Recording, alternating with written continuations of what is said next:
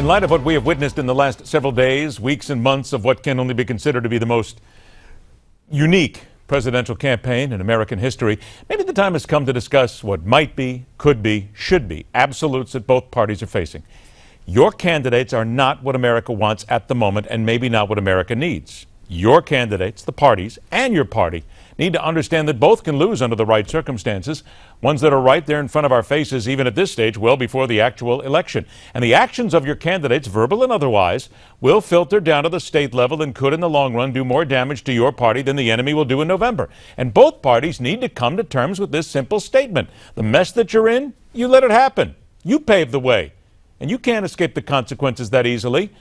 You can't escape also being part of the program. Get on the line right now. Join us at 1-877-NEWSMAX, 1-877-639-7629. All right, let's dive into the midweek discourse of the political animal. First, from the high board, veteran Democratic strategist, speechwriter from Catamount Strategies. Today, from Washington, D.C., Christian Hanley. Right behind him, willing to take the plunge, the big data and counterterrorism expert, the self-named conservative Muslim pundit, Sultan. Gentlemen, thanks so much for joining us. Let's go ahead and get to work. Hey, Christian, I'm going to come to you here on this first one here. We're seeing all kinds of headlines. The RNC is looking for ways out. They're dropping like flies. They want to figure out a way what they're going to do when Donald Trump decides to quit. If he leaves, what happens? First of all, do we not, and again, you heard me just tell people, let's start to come to some realizations here. He's not going to quit. He's not going to walk away.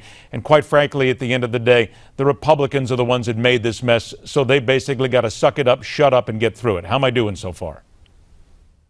I mean, Ed, I wish you were wrong, but you're not. And here's where we stand right now. We have two candidates. They are who they are. The conventions are over. There are plenty of establishment Republicans who want Trump out. I feel their pain on one level. On another, however, they've gone through the process. This is the candidate who has won the most votes in the primary season. He took the nomination at the convention. And really, any headlines now concerning a possible dropping out or replacement are pure speculation and really fantasy. These are the cards we've been dealt at this point, and we have to move forward from here. Okay, Oz, I'm going to let you talk about the other side then here as well, because when it comes down to fantasy, there are plenty of people who would say, hey, Democrats, it's a fantasy. You think people are really going to all of a sudden start to warm up to Hillary Clinton, who is about as much of an ice queen as Frozen could have when they make the sequel? I mean, you've got to be out of control here on this one. Don't they, too, need to understand you made it, you did it, you shut up and live with it?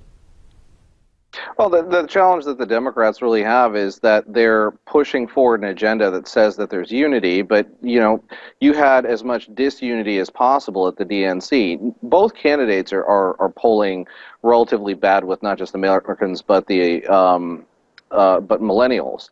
And one of the bigger challenges that we have right now is that Gary Johnson is surging in popularity.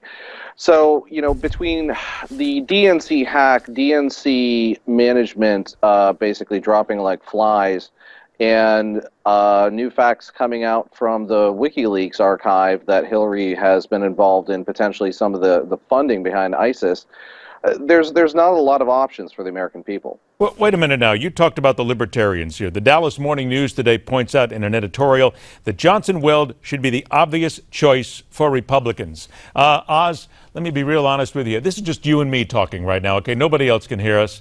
Republicans are going to go for a pot smoker and a guy like Gary Johnson. They're just going to vote for him. Look, isn't it more likely that the libertarians, if they go for Gary Johnson, they're going to go for Hillary Clinton more than Donald Trump?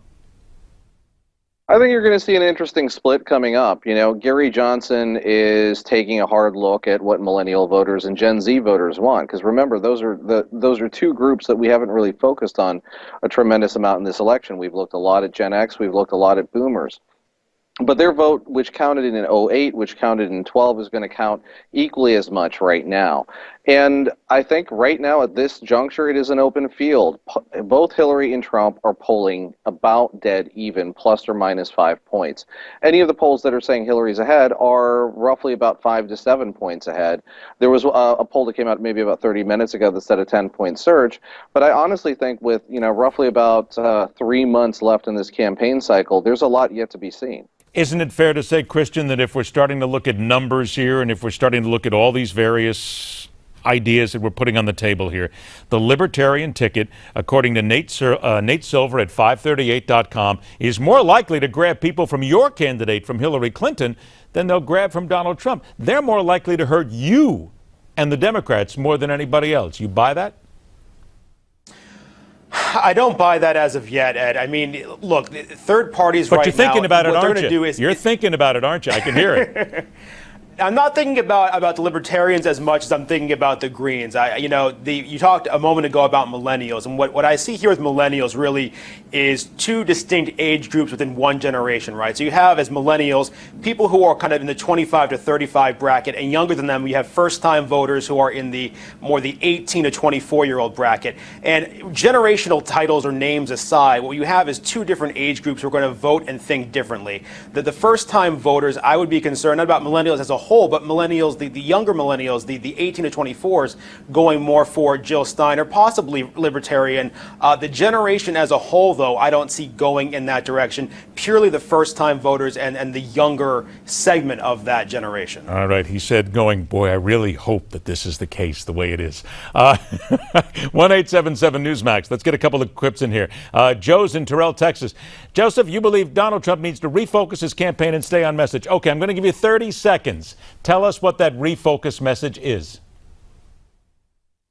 I'm sorry, am I on the line? Yes, you are. You have 30 seconds to tell us what that refocused message is for Donald Trump.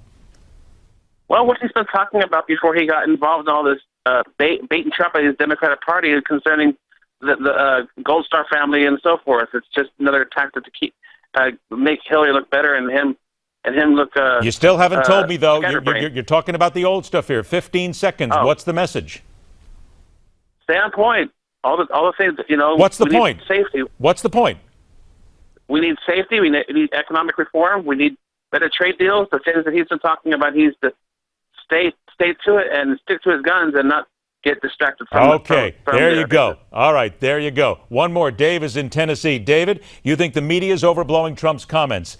I'll give you 30 seconds. What are we overblowing here? Because he's making the comments. We're talking about them. Why are we overblowing? Well, I've watched this the whole time it's been going on, and every time he says something, they just blow it all out of proportion, because what he says is not what the media puts out there. Just like the Khan family, he didn't say he was against them or against the Muslims as a. Nobody has said that. But nobody has said that. What they're saying is that he disparaged the mother. The media said that. The media said it. He didn't say it. No. Well, but you're talking about it again, and I think it's a good phone call, and it's something that we should talk about one of these days, because we have to understand there are opinionators, there are commentators, there are people out there who are not reporters, there are not people who are not journalists. They throw these things out here on a regular basis. You got to understand where it's coming from, but I'm going to agree with you. There are some members of the media who just throw it out there because it sounds real good. Gentlemen, Oz, let me come to you now. I just asked somebody about being on point. Would you not say, though, that there is still that group, they want Donald Trump to win this election? Do you not just want to tell him, stop talking about all the other stuff, get away from it? But you and I both know that he won't do it, because that's what he does, Oz. Absolutely. I mean, listen, Trump had spoken in New York, and the three issues that he talked about were jobs, security, and rebuilding the inner cities. And those are issues that he should really stick to. I think he's getting kind of spread all over case, if you really want to talk kind of debate style. And he's not really on any message right now, and his message is getting sidetracked. That is alienating him from the American people. And that's also giving cannon fodder to the Hillary campaign. And then, as my colleague has mentioned, look, we're looking at a 1948 race here, okay? We've got Jill Stein, we're talking about the Greens, we're talking about the Libertarians, and we've got Hillary and Trump. So it's more of, if he can stay on message, I think he could potentially win this.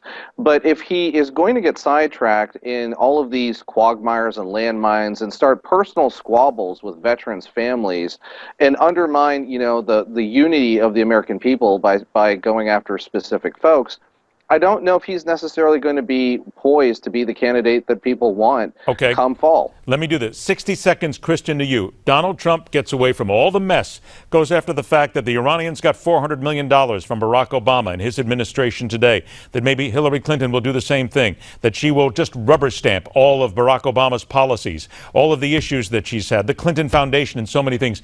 Be honest and tell me that the Democrats fear that if Donald Trump ever stayed on message, they'd have a tough time fighting back against her history.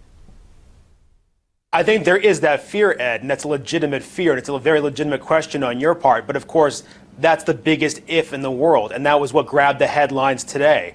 The fact that it's part of Trump's psychology that he can't stay on message. He refuses to consult with people who can actually tell him how to stay on message. At this point today, we're talking about how he's not listening to Manafort, he's not listening to his own friends and family. And so if he could stay on message, it is like saying if he could fly. What he does is he stays looking at the TV, responding to what he sees on TV, on Twitter, on the next interview. He cannot help but take the bait. At this point, It's safe to say that's part of his psychology, it's part of who he is. So if he could stay on message and we could actually discern what his message is, sure, we could talk about that fear. There you go. But until he gets to that point, and the people who back happening. Donald Trump need to tell him, and the people who want him to win this election need to tell him, get back on point. Christian Hanley, Sultan, gentlemen, always a pleasure. Thanks so much for joining us. How can we put this revolt in a historical context? Next on The Hardline.